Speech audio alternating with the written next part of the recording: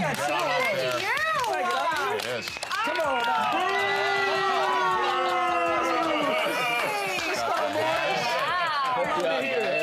Scepter. Look at that. Oh, thank you, sir. The pocket square, the mustache. I already had it. They didn't want me to win. Look at I that. dreamed like this once. It's the Half the suit. margin. It was a nightmare.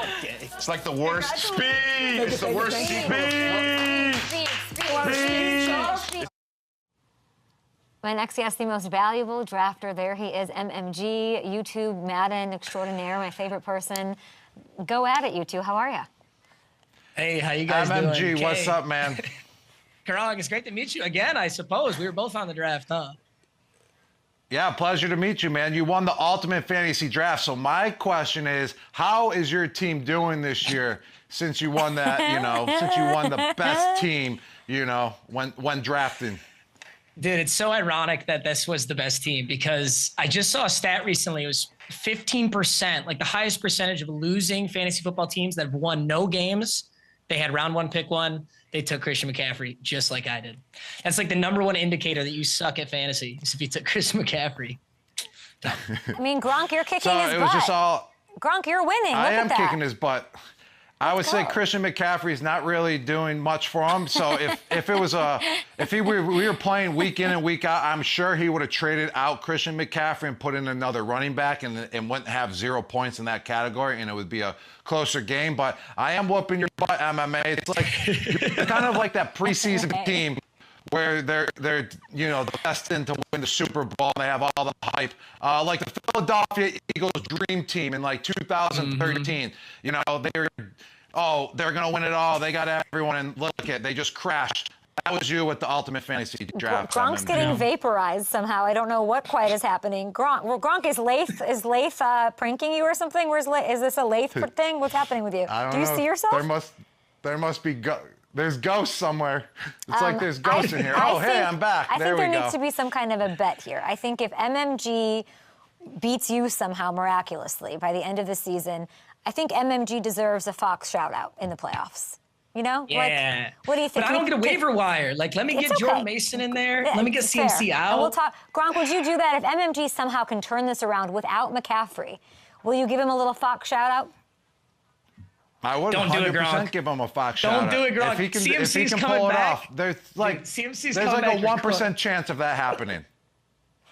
Can I Jamar tell you? does look It's good, not though. going to happen. MMG, you know what happened a couple of minutes ago? Gronk said that, I see the Barry Sanders jersey, and you're a huge Lions fan, of course. Michigan State's already on the whole thing. Gronk said that Baker Mayfield looks like Barry Sanders. I heard it. What do you make of Dude, that? he's so good right now. He is. He's incredible right now. Oh, hold on. He had a run that looked like Barry Sanders when they were playing the Detroit Lions this year. That's all. He doesn't look like Barry Sanders. He had a run that looked like Barry Sanders. I think that was the funniest thing maybe Gronk said in a long time, which I love. And Gronk, you have Leif to go deal with, so we'll let you go. And we're going to talk. Who do the Lions got this week, by the way? Who do the Lions have? Lions have the Vikings. Vikings. Oh, yikes. Gronk, That's actually scarier than I thought it would be. Gronk, pick that game for me. It's in Minnesota. That's a great game. Early one on Fox. Pick it. Oh, that is a good one. Oh. -2.5. Oh, man. I'm going with the Lions. I just love Coach Dan Campbell so much, and I loved his play designs last week with all the offensive linemen. You gotta give him some credit for that. Dan Campbell's the ultimate football guy. I wish I could play for Dan Campbell, but unfortunately, I'm not coming back to the NFL, so that would never happen. But I'm going with the Detroit Lions. All right. See, look at how happy you made MMG. We love that. All right, Gronk, you're the best. Please go donate to the Hurricane Relief GoFundMe that Gronk has set up because he is amazing. And now, let's bye, Gronk. Let's continue to hang with Mr. 3 million subscribers on YouTube. And let's get serious. This McCaffrey thing, it sucks for everybody. It's not just you. It sucks for everybody. Yeah, you're a man of the people. You're like people who drafted him. Here's the weird part now. And you're a fantasy expert, so let's get into this. Like, people aren't dropping him. They're hoarding him. They're holding out hope that, like, he'll come back to them somehow. What do you do week 6 to find a trade partner? How do you handle McCaffrey? Keep him, stash him? What do you do? If at this point you didn't get Jordan Mason, you are in a lot of trouble. Like Jordan Mason should have been the first waiver wire pickup you made when you saw CMC. But it reminds me a lot of that second or third year he was on Carolina. He had that spectacular year. Everyone thinks he's bulletproof. He can't be injured. You draft CMC round 1, pick 1. He gets injured. And then he comes back. He kind of proved us all wrong. Wait a minute, maybe he can stay healthy. And then this happens again. The good thing is Jordan Mason is doing spectacular. So if you're at a point right now where you haven't picked up Jordan Mason, you're one of those 0-6 teams, it might be time to just throw in the towel. Get ready for your fantasy punishment. You have fantasy punishment. If you have Jordan Mason, are you dropping Christian? What are you doing with Christian? Oh, no, you cannot drop Christian McCaffrey. He will come back, absolutely. No. They're holding him to have serious usage late in the season. You don't think? No, I think he's done for the year. No way. Yeah, I think for the year. I do. Maybe for the playoffs. I would be so shocked. Nicole and Aidan Hutchinson, sorry to bring it up, but maybe he'll come back in meaningful games for the team, not for your fantasy team. I don't know. I would trade him. I would definitely. I'd go over to the Niners fan in your draft. Yeah, you'd have to fleece somebody then. You'd have to really fleece somebody. Are you? I take it since you're so good at fantasy football, you're a great fleecer of people. Is that true? I actually don't trade. I absolutely refuse. I'm the worst person in the league to send a trade to. What do you mean? I do or die by my team. I would rather watch my opponents fail than me succeed. I cannot trade a player. If I trade a player and they do well, it's the worst day of my life. I can't do it. See, I don't trade out of laziness. You don't do it out of loyalty. Very interesting. You're a loyal guy. And that was, and I could have traded. I think I took Bijan in the first round and Garrett Wilson in the second round in like my main league this year. And both of them struggled at the start. And now Garrett Wilson potentially getting moved to the slot. That's kind of scary. Still not trading him. What do you make of Garrett Wilson? What do you? I mean, I think he's about to go off. Yeah, that's if I'm coping because I want him to play really well for my fantasy team. Devontae Adams becomes wide receiver 1. Yeah. Garrett Wilson was always kind of an undersized wide receiver 1. I don't really think he was ever built for that position. You know, he was built to be a slot wide receiver. So if Devontae can take CB1 and you can move Garrett Wilson to the slot, I do think he performs better, but he's not getting 23 targets like he got. I mean, that was a beautiful thing to wake up to see Garrett Wilson got 23 targets in London or wherever that game was played. But that's not going to happen again. But I do think he'll be more open in the slot. So maybe more touchdowns, less targets. That's the best case scenario if you got Garrett Wilson at fantasy team. Why didn't you wear a suit today?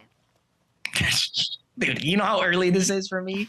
I don't know. Oh, my goodness. I'm not built like that. No, don't show this horrifying photo. Oh, this is very upsetting. Well, it wouldn't have mattered what I posted. You would have said that. That's not true. That true. is a great photo. Don't you understand the rules here? Don't you think you're supposed to come up to me and say, hey, are you cool if I post this on my grid? A grid photo without approval is reckless. Ask for permission. No, ask for forgiveness, not permission. Ask for input. Collaborate. I don't know what kind of relationship this is. You're just making like single-handed decisions, MMG. Okay, so we talked about Adams. I want to talk about your Lions. I can't imagine.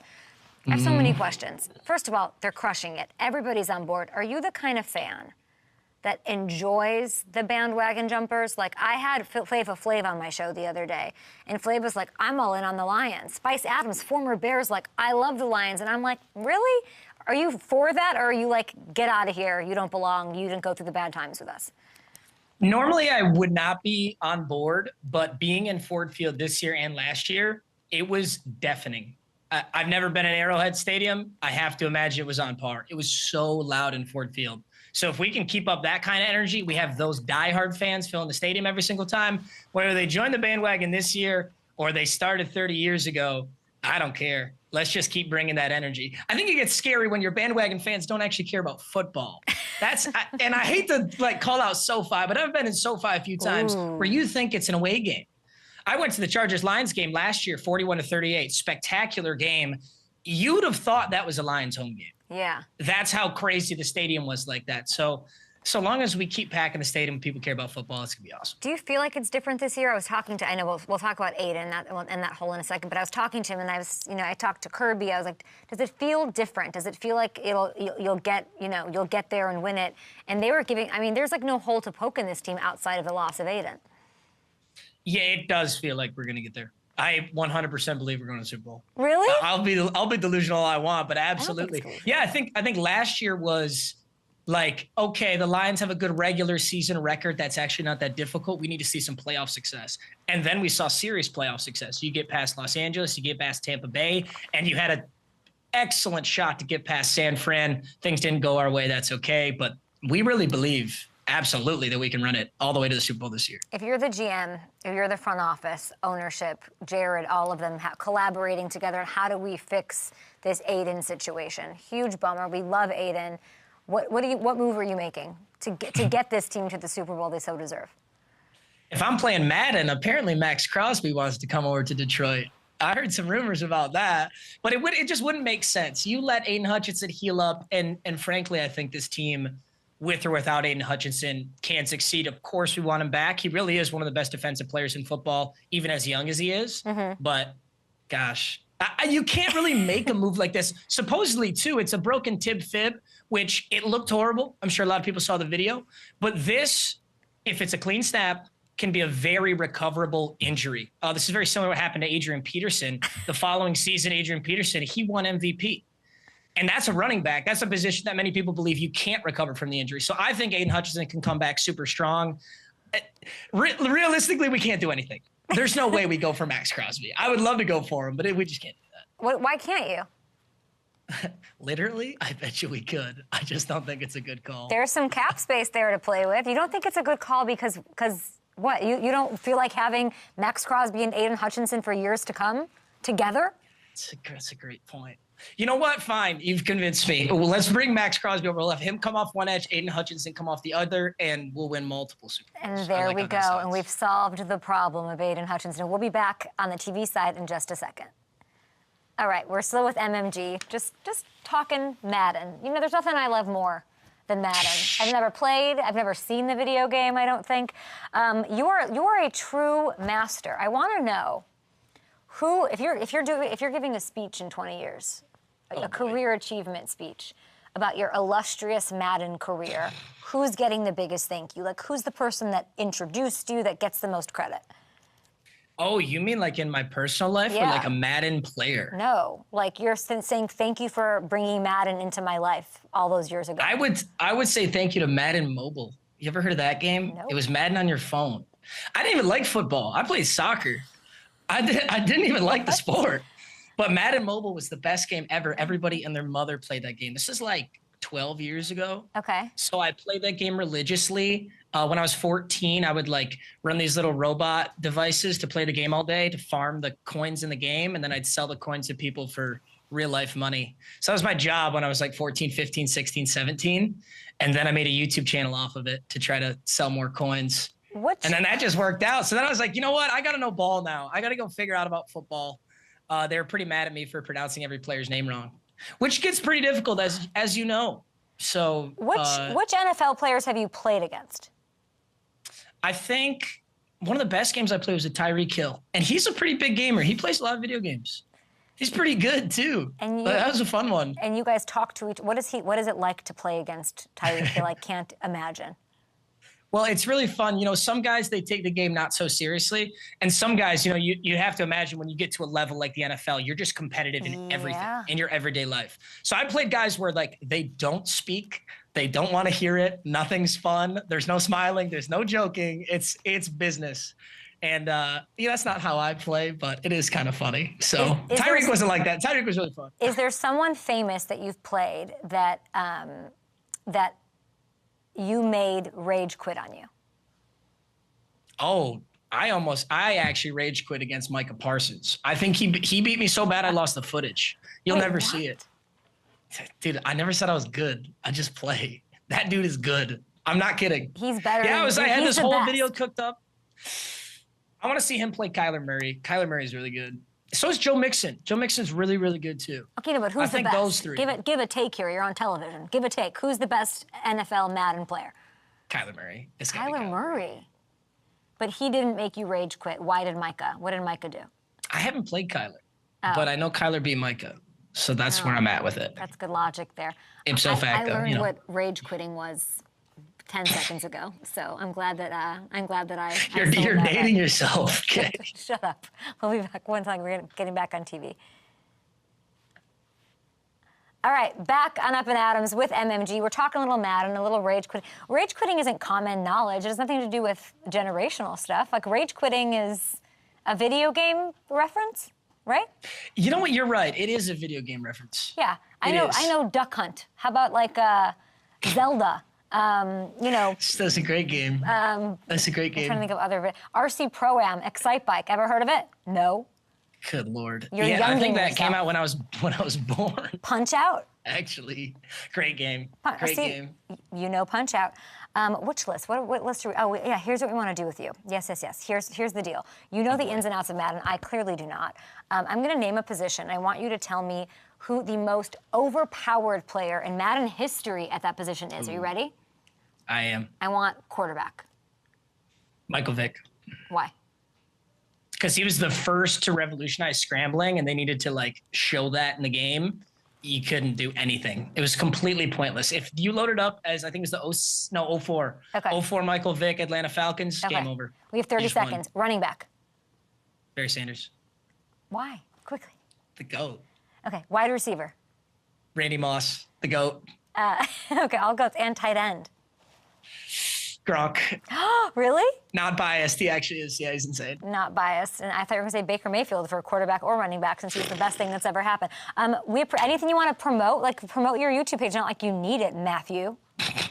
No, I'm just really happy to be here. Thank you for having me on the show, and it's been a blast. This was really fun. Give me one fantasy sleeper on your way out. One fantasy sleeper. Ah, I have no idea, bro. I have no You idea. put me on Okay, the spot. next time. Mwah. Love you. Thank you. Bye. See